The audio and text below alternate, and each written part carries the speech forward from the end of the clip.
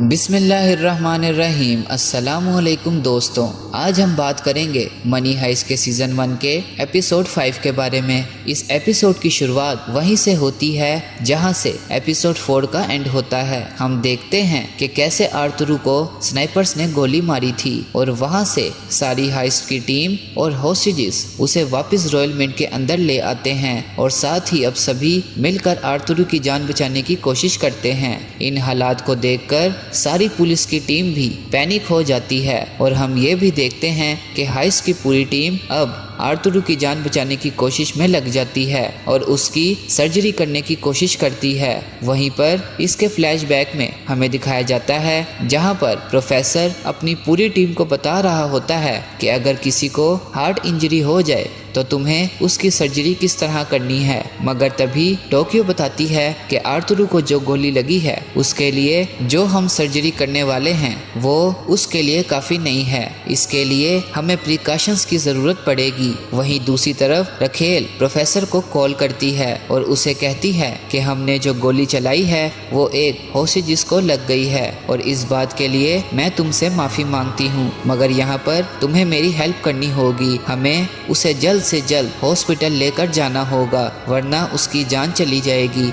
मगर प्रोफेसर मना कर देता है, लेकिन फिर रखेल उस पर दबाव डालती है और उसे कहती है कि किसी इंसान की जान इतनी कम कीमती कैसे हो सकती है, तुम समझने की कोशिश क्यों नहीं कर रहे हो। फिर प्रोफेसर उसकी बात मान जाता है और उसे कहता है कि ठीक है, तुम कोई मेडिकल टीम अंदर भेज सकती हो लेकिन आर्थुरू बाहर नहीं आएगा। तब फाइनली रखेल उसकी बात मान जाती है और एंजल रखेल से रिक्वेस्ट करता है कि जब मेडिकल की टीम अंदर जाएगी तो मैं भी अंदर जाऊंगा ताकि वो पूरे होस्टेजेस और हाइस्ट की टीम के बारे में डिटेल मालूम कर सके। और ये सारा प्लान रखेल कर्नल को बताती है और कहती है कि एंजल भी मेडिकल टीम के साथ अंदर जाना चाहता है और ये देखना चाहता है कि आखिर अंदर क्या हो रहा है, लेकिन कर्नल इस बात को सुनकर मना कर देता है और एंजल को कहता है कि हम ऑलरेडी काफ़ी खून खराबा कर चुके हैं और अब हम और खून खराबा नहीं करना चाहते। तभी रखेल बताती है कि हाइस्ट की पूरी टीम हमसे हर काम में 2 कदम आगे बढ़कर चल रही है। उन्हें हमारे प्लान के बारे में सब कुछ पता था, लेकिन अभी जो गोली हमसे लगी है वो उनके प्लान में शामिल नहीं थी। इस बात का हम लोग फ़ायदा उठा सकते हैं। तभी वो ये डिसाइड करते हैं कि हम एक छोटी सी टीम टनल के ज़रिए रॉयल मिंट के अंदर भेजेंगे। उस टनल को बने हुए अभी सिर्फ 18 महीने हुए हैं और अभी किसी को उसके बारे में पता नहीं होगा और इसी चीज़ का हम फ़ायदा उठाएंगे। साथ ही वो अपनी घड़ियों का टाइम मिला लेते हैं क्योंकि आर्थुरू की कंडीशन को देखते हुए उन्हें इस बात का पता था कि होस्टेजेस को बचाने और साथ ही उस टीम का मुआयना करने के लिए हमारे पास सिर्फ 30 मिनट होंगे। उस 30 मिनट के अंदर हमें सब कुछ करना होगा। वहीं दूसरी तरफ सीन शिफ्ट होता है मोनिका की तरफ, जो अपने दर्द से काफ़ी परेशान हो जाती है और वो उस तिजोरी से भाग जाती है और साथ ही मॉस्को और डेनवर तिजोरी में मोनिका के पास पहुंचते हैं ताकि कोई मोनिका को देख ना ले और उनका प्लान चौपट ना हो जाए। लेकिन मोनिका वहां पर नहीं होती। फिर वो मोनिका को ढूंढते ढूंढते एक वॉशरूम में पहुंचते हैं जहां पर मोनिका दर्द से तड़प रही होती है और साथ ही उल्टियां भी कर रही होती है। डेनवर उसे कहता है कि तुम्हें यहाँ नहीं होना चाहिए था, तुम्हें किसी वक्त हमारी टीम का कोई मेंबर भी ढूंढ सकता है और अगर ऐसा हुआ तो वो तुम्हें और हमें जान से मार देंगे। मगर अब मोनिका की हालत काफ़ी ख़राब हो गई होती है, इसीलिए वो उनसे रिक्वेस्ट करती है कि मुझे थोड़ा टाइम और दे दो और फिर वहाँ से मॉस्को और डेनवर निकल जाते हैं। मगर तब मॉस्को उसे कहता है कि अगर नेक्स्ट टाइम बर्लिन तुम्हें किसी को जान से मारने के लिए कहे तो तुम ऐसा नहीं करोगे, बल्कि उसे कहोगे कि तुम खुद ऐसा क्यों नहीं कर देते हो, क्योंकि हम यहाँ पर किसी को मारने के लिए नहीं बल्कि चोरी करने के लिए आए हैं और हमें सिर्फ अपने काम से मतलब होना चाहिए और किसी चीज़ से नहीं। मगर डेनवर ये बात जानता था कि अगर मोनिका यहाँ पे रही तो उसे कोई ढूंढ लेगा,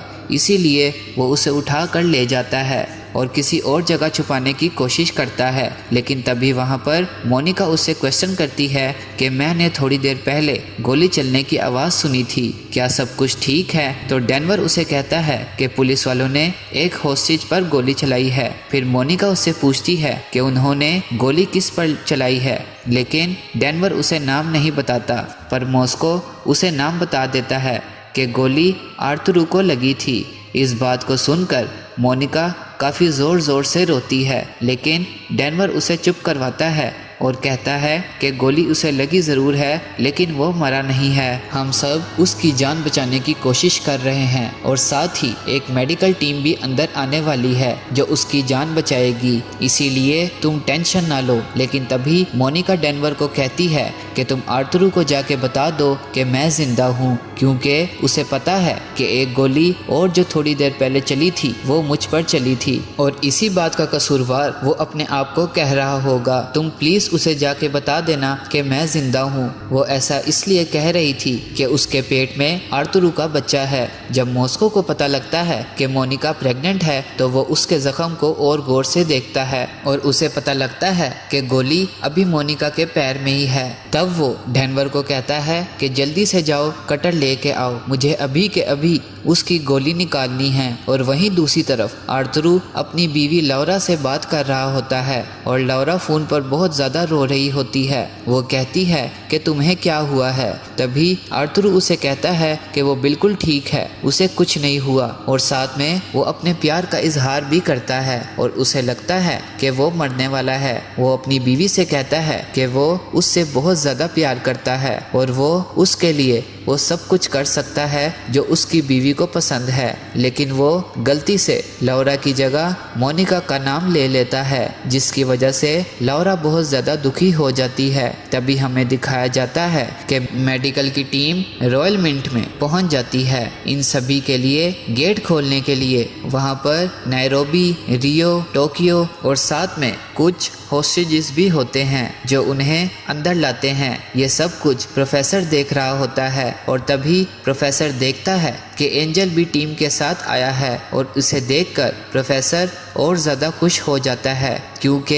ये भी उसके प्लान का हिस्सा होता है। तभी वो बर्लिन को फ़ोन करता है और बताता है कि पुलिस ऑफिसर भी टीम के साथ आया है। अब हमने जो प्लान सेट किया था उसके मुताबिक चलना और कोई गड़बड़ ना करना। और ये कहकर वो फ़ोन काट देता है। और यहाँ पर इस कहानी में एक शानदार प्लॉट रिवील होता है। अब तक पुलिस को लग रहा था कि शूट आउट हाइस की टीम का कोई प्लान नहीं है, ये अनप्लान्ड था और हम हाइस की टीम से 2 कदम आगे चलेंगे। लेकिन हमें पता लगता है कि प्रोफेसर ने इस शूट आउट का भी प्लान पहले से बना रखा है और ये सब जो हादसा हुआ था ये भी प्रोफेसर का प्लान का हिस्सा था। और साथ ही प्रोफेसर ये भी कहता है कि अगर कोई पुलिस वाले, कोई मेडिकल टीम या कोई रेड क्रॉस किसी को बचाने के लिए अंदर आएंगे तो हम वहां पर अपनी प्लानिंग के अकॉर्डिंग पुलिस वाले बनकर निकलेंगे। वहीं पर सीन शिफ्ट होता है मेडिकल टीम पर। वहां पर जो हाइस की टीम होती है वो उन सब के डिवाइस लेकर चेकिंग मशीन में लगाते हैं कि कहीं उनके पास कोई माइक्रोफोन या कोई कैमरा तो नहीं है। और वहीं पर वो एंजल के चश्मे में एक माइक्रोफोन फिक्स कर देते हैं और इसकी वॉइस प्रोफेसर अपने कैमरे और अपनी डिवाइस में चेक कर रहा होता है और उन्हें पता लगता है कि उनका प्लान कामयाब हो गया है। और इसी के साथ हमें दिखाया जाता है कि मेडिकल की टीम आर्थुरू के पास जाती है और यहीं एक शानदार एपिसोड ख़त्म होता है। सो गाइस, आपको ये वीडियो कैसी लगी प्लीज़ मुझे कमेंट और लाइक करके ज़रूर बताइएगा। अगर आपको मेरी वीडियोस पसंद आती हैं तो उन्हें अपने फ्रेंड्स, फैमिली और रिलेटिव्स में ज़रूर शेयर कीजिएगा। मिलते हैं अगली वीडियो में, तब तक के लिए अल्लाह हाफिज़।